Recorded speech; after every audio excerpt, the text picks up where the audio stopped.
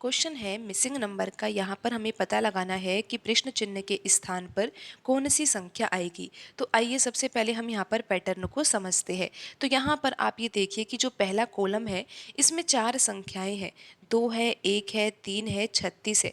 तो हमारा सोचने का तरीका ये होना चाहिए कि यहाँ पर ये जो 4 संख्या है इनमें से जो बड़ी संख्या है वो तो क्या है 36 है, और जो छोटी संख्याएं हैं वो है 2, 1 और 3। तो इन तीनों छोटी संख्याओं के द्वारा हम किस प्रकार ये चौथी संख्या बड़ी जो संख्या है उसको लेकर आ सकते हैं।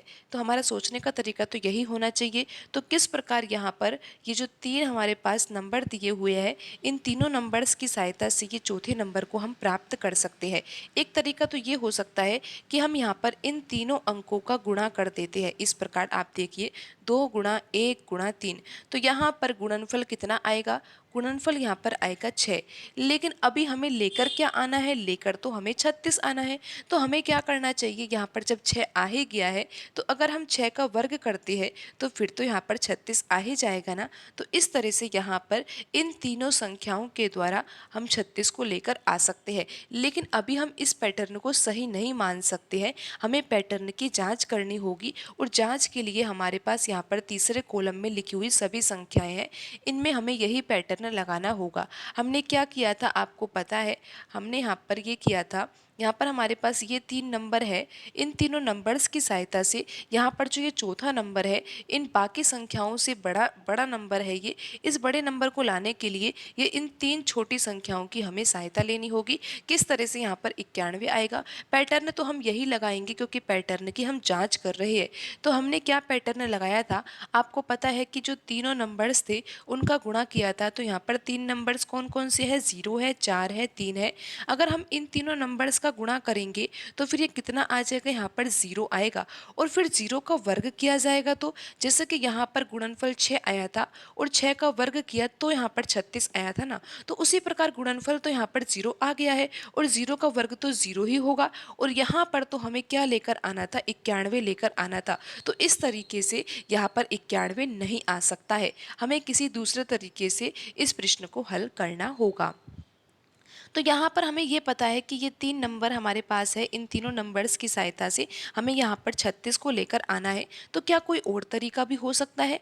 तो यहाँ पर आप देखिए कि 2 लिखा हुआ है, 1 लिखा हुआ है, 3 लिखा हुआ है। हमें क्या करना चाहिए? 2 का हमें घन करना चाहिए, 1 का हमें घन करना चाहिए, और 3 का भी घन करना चाहिए। यानी कि जो ये तीनों नंबर्स है इन तीनों नंबर्स का हम घन करेंगे और फिर हम यहाँ पर इनको जोड़ देंगे। तो अब आप ये देख सकते हो कि यहाँ पर 2 का घन तो होगा 8, 1 का घन 1 होगा, और 3 का घन होगा 27। इन तीनों नंबर्स को जब जोड़ा जाएगा तो यहाँ पर आ जाएगा 36। आप देख सकते हो कि यहाँ पर लिखा हुआ है 36। अब यही पैटर्न हम यहाँ पर तीसरे कॉलम में लिखी हुई संख्याओं में लगाकर देख लेते हैं कि 91 आ भी रहा है या नहीं। तो करना क्या है? हमें करना क्या है? यहाँ पर जो ये तीनों नंबर्स है इन तीनों नंबर्स का घन करना है और फिर जोड़ना है। तो 0 का घन करेंगे हम, प्लस करेंगे फिर 4 का घन, और प्लस करेंगे यहाँ पर 3 का घन।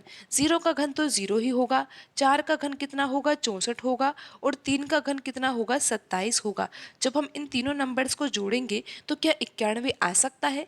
बिल्कुल आ सकता है। आप यहाँ पर जोड़कर देखोगे तो यहाँ पर 91 ही आएगा। तो ये पैटर्न यहाँ पर बिल्कुल सही है। अब यही पैटर्न हमें लगाना चाहिए दूसरे कॉलम में लिखी हुई संख्याओं में, और पता लगाना चाहिए कि प्रश्न चिन्ह के स्थान पर कौन सी संख्या आएगी। तो आइए अब हम ये पैटर्न यहाँ पर दूसरे कॉलम में लिखी हुई संख्याओं में लगाकर देखते हैं। करना क्या है? यहाँ पर हमारे पास 4 है, 2 है और 1 है। इन तीनों नंबर्स की सहायता से ही हमें यहाँ पर चौथे नंबर को लेकर आना है। तो करना क्या है? इन तीनों नंबर्स का हमें घन करना है और फिर हमें इनको जोड़ना भी होगा।